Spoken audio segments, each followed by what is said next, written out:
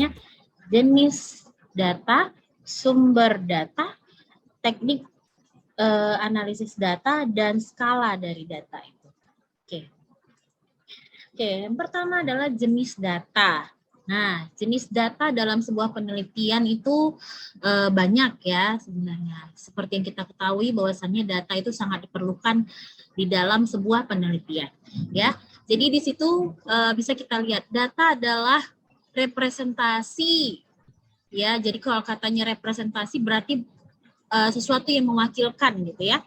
Fakta dunia nyata yang mewakili suatu objek berupa nilai yang direkam dalam bentuk angka, huruf, simbol, teks, gambar, bunyi dan atau kombinasinya ya. Baik. Berdasarkan sifatnya, data itu ada dua, data kualitatif dan data kuantitatif. Jadi bisa kalian lihat bedanya di mana.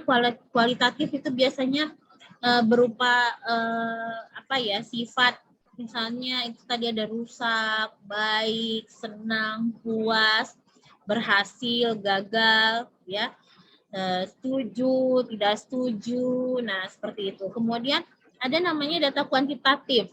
Kuantitatif berarti datanya dalam bentuk angka. Oke. Berdasarkan dengan bentuknya, ya, di sini ada disebut dengan data diskrit dan ada data kontinu, ya. Data diskrit ini adalah data yang diperoleh dari hasil perhitungan. Banyaknya peserta kuliah hari ini, banyaknya pengunjungan pada sebuah plaza, yaitu disebut data diskrit.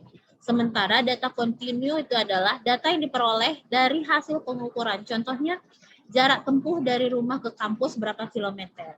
Hasil panen petani itu berapa ton. Prestasi belajar mahasiswa B, ya, IPK-nya berapa. Nah, itu merupakan data kontinu. Baik. Kemudian ada namanya skala. Ya, kalau di dalam proposal kita itu ada di bab 3, skala itu ada di dalam sebuah tabel definisi operasional, ya. Ya, jadi ada namanya skala nominal, yaitu skala yang sangat sederhana, ya.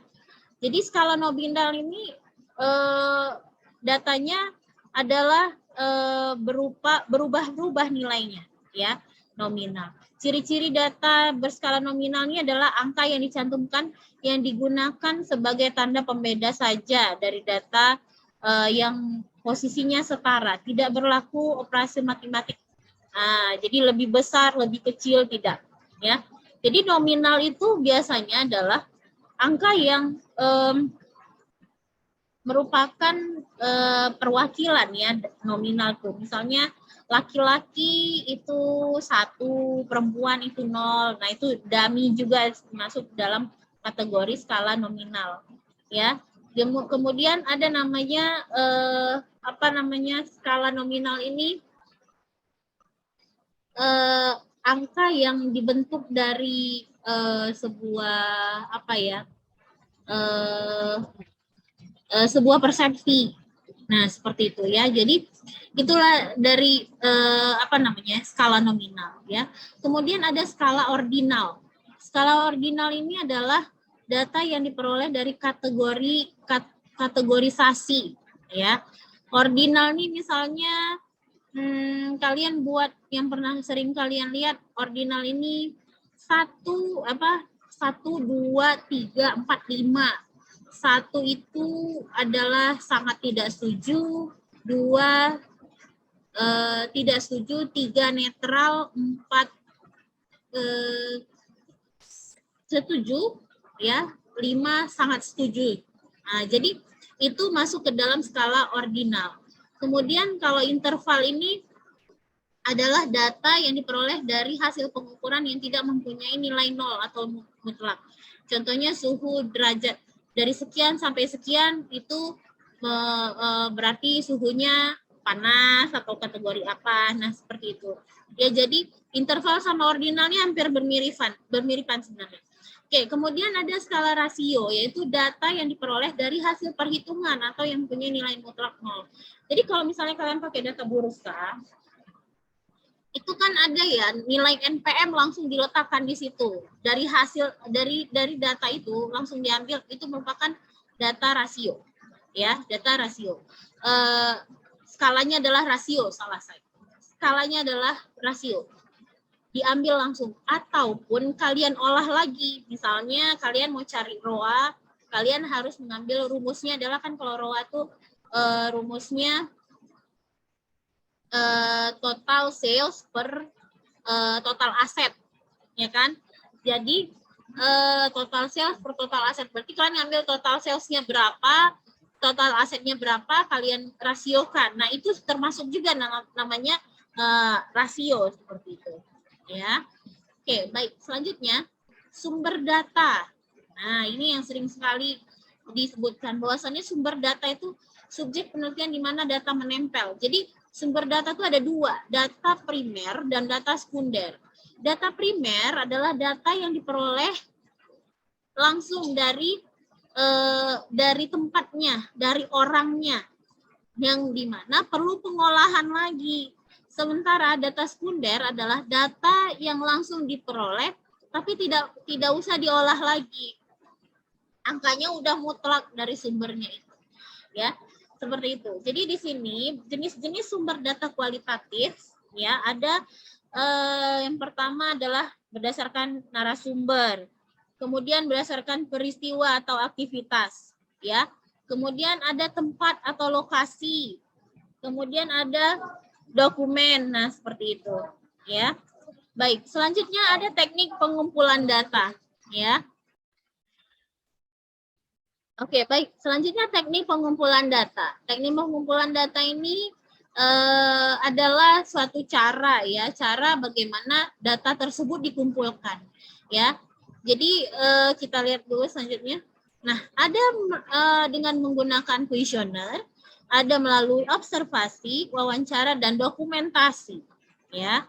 Nah, ini kuesioner adalah daftar pertanyaan untuk menggali jawaban dari data-data dari responden sesuai dengan permasalahannya, ya.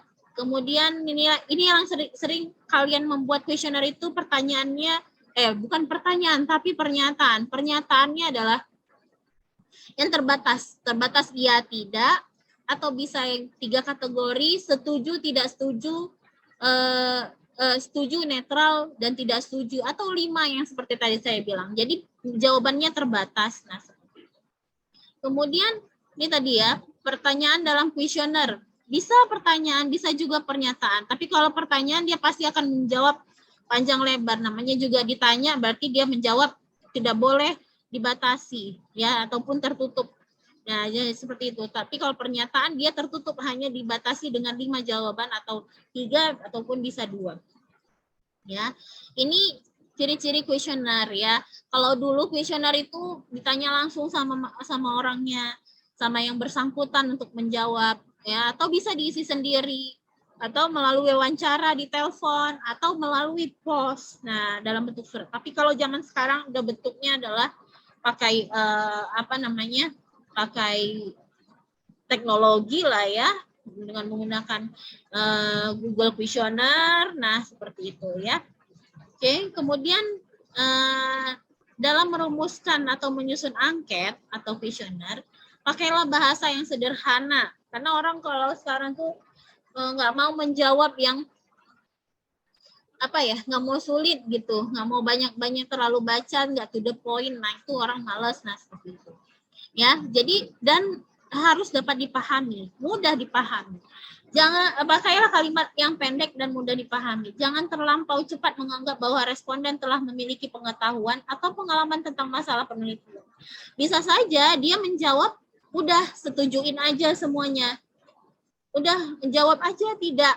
Udah jawab aja mana yang bagus, udah kita inikan aja. Jadi seringkali responden itu menjawab pernyataannya itu sesuai dengan yang di atasnya udah sering dia menjawab ya, maka teruslah dia menjawab ya. Baik sekali. Padahal kenyataannya sepertinya bagaimana? Nah, seperti itu. Jadi ada kebanyakan responden itu menjawab biar supaya cepat aja. Nah, seperti itu. Kemudian lindungi harga diri responden dengan apa? Setiap pernyataan yang dijawabnya ataupun pertanyaan yang dijawabnya itu adalah data yang sangat rahasia. Tidak boleh disebarluaskan, tidak boleh disebarluaskan begitu saja. Kadang kita juga minta datanya hanya nggak pakai nama ya, pakai email saja. Nah seperti itu. Ya jadi ditutupi gitu. Bila ingin menanyakan suatu perasaan atau tanggapan yang menyenangkan atau tidak menyenangkan, tanyakan lebih dahulu hal yang menyenangkan. Pertimbangkan pernyataan bersifat langsung atau tidak langsung. Tentukan pernyataan terbuka tertutup. Nah itu tadi yang Bu bilang, terbuka tertutup. Kalau terbuka itu tadi ditanya, dia terbuka, dia mau menjawab apa saja, deskriptifkan gitu. Nah, deskripsikan, uraikan jawaban Anda. Kalau kalian pertanyaan itu, kalau ujian kayak esai lah seperti itu pertanyaan terbuka. Kalau tertutup itu yang dibatasi tadi saya bilang, bisa dia menjawab ya atau tidak, atau 3 kategori atau 5 kategori. Masukkan hanya satu buah pikiran dalam tiap pernyataan atau pertanyaan. Rumusan pertanyaan atau pernyataan jangan sampai memalukan responden, ya. Oke, seperti itu. Ada beberapa langkah dalam menyusun instrumen. Yang pertama, identifikasi variabel yang diteliti. Jadi, kalau menyusun instrumen, mana yang variabel Y ujung, ya, itu kira-kira yang membentuk dari variabel itu apa saja. Maka kita harus uraikan apa saja yang membentuk, sehingga kita gampang untuk menyusun instrumen pertanyaan ataupun pernyataan. Ya, jabarkan variabel dalam beberapa dimensi. Cari indikator setiap dimensi. Jadi urutannya itu seperti ini. Ini sebuah variabel. Ya, di dalam variabel itu ada namanya dimensi. Ya, di dalam dimensi ada namanya indikator. Dari indikator itulah kita menyusun yang namanya kuesioner, pertanyaan-pertanyaan ataupun pernyataan-pernyataan yang membangun variabel tersebut. Ya, itu tadi ya. Oke, baik. Kemudian ada wawancara. Nah, wawancara ini kita juga harus namanya kita wawancara ya. Pertama kita harus melakukan pendekatan. Kita harus pahami dulu ini siapa yang mau kita wawancarai. Bagaimana profilnya, bagaimana sebenarnya sifatnya. Ya, dia suka apa, nah seperti itu. Nah, di dalam wawancara kita tidak boleh mengarahkan dia pada satu jawaban. Ya, jawaban mendukung ataupun jawaban tidak mendukung, ataupun ketika kita bertanya, kemudian orang itu butuh kemudian kita menjudge, ya kan? Kita bertanya, dia menjawab, kemudian kita menjawab, kita menjudge bahwasannya itu salah, ya tidak bisa. Kita tidak bisa menjudge dari responden kita sendiri, karena yang kita butuhkan adalah jawaban dia seperti itu, ya kan? Jadi kita bukan proses yaitu ya menjudge lah saya bilang, Bapak salah. Bukan begitu, bukan ya. Tapi kita membutuhkan jawaban apa dari dia mengenai variabel yang akan kita teliti, ya. Nah, ini pedoman wawancara. Ada wawancara tidak struktur, ada wawancara terstruktur, ya. Bisa saja dalam penelitian di lapangan, wawancara biasanya dilaksanakan dalam bentuk semi struktur, ya. Jadi setidaknya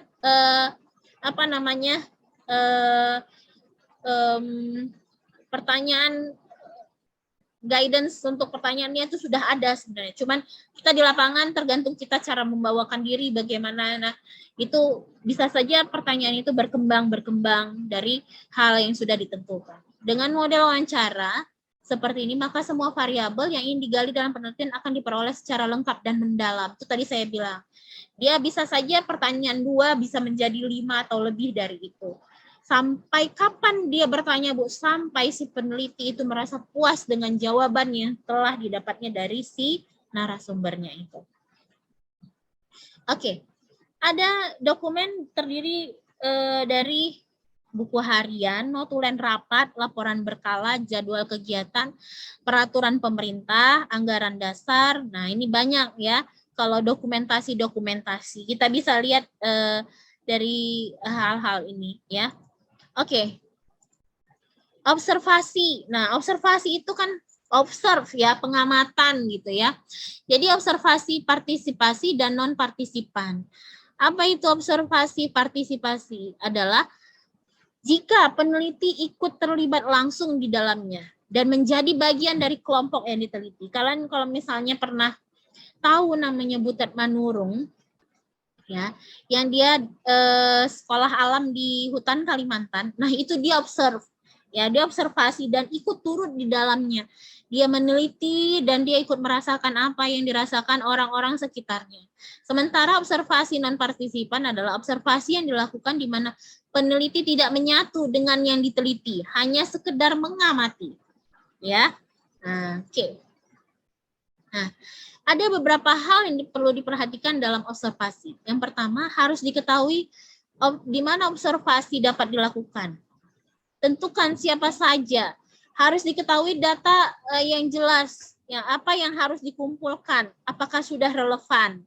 Harus diketahui bagaimana cara mengumpulkan data, terutama berkaitan dengan izin penelitian. Nah, kita kalau mau penelitian ada izinnya. Ya, seperti yang kalian lakukan, ada surat riset, ya, surat setelah riset, seperti itu. Harus diketahui tentang cara-cara bagaimana mencatat hasil observasi, ya. Oke. Kemudian kita lihat kembali apa sebenarnya makna pengukuran dan skala ini, ya. Jadi di dalam penelitian kita juga ada pengukuran, ya. Tadi skala, ya. Biar supaya apa? Biar supaya kita bisa mengukur kira-kira ini ada apa namanya, ya, ada batasannya kita mengukurnya itu, ya, karena kalau kita sudah menetapkan ukuran dan skalanya, kita akan lebih gampang untuk membentuk opini dari hasil penelitiannya itu, ya. Oke.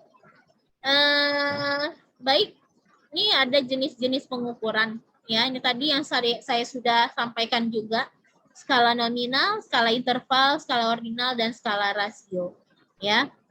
Oke, baik. Kalau begitu, mungkin jika ada pertanyaan bisa dilampirkan di kolom chatnya, ya, ataupun nanti kita di WA group, ya. Baik.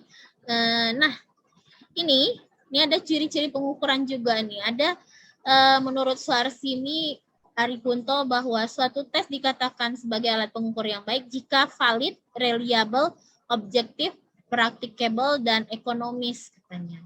Ya, nah ini dia 5 hal ini. Ya memang harus valid, ya. Makanya kuesioner yang kalian bangun itu kalau baru dia ada uji validitas, ada apa namanya, ya, ada mini projectnya untuk disebarkan lagi ke ke orang tertentu, kemudian diuji apakah dia sudah valid. Kalau belum valid, maka dia harus dirubah lagi. Makanya sering dikatakan bahwasannya kuesioner kalian itu apakah referensi dari jurnal sebelumnya atau baru dibuat. Kalau referensi dari jurnal sebelumnya, kalian tinggal menambahkan citasinya di bawah kuesionernya itu. Tapi kalau tidak, maka kalian harus pilot project namanya. Pilot project ke orang lain dulu, kita lihat dulu bahasanya bagaimana, apakah sudah sesuai. Nah, begitu juga reliable, objektivitas, dan practicable, dan ekonomisnya, ya. Oke, kalau begitu demikian saja kira-kira pertemuan kita hari ini membahas tadi tentang sumber data, jenis data, skala, ya, terkait dengan data penelitian. Demikian saja, terima kasih. Sampai di sini dulu. Assalamualaikum warahmatullahi wabarakatuh. Selamat datang.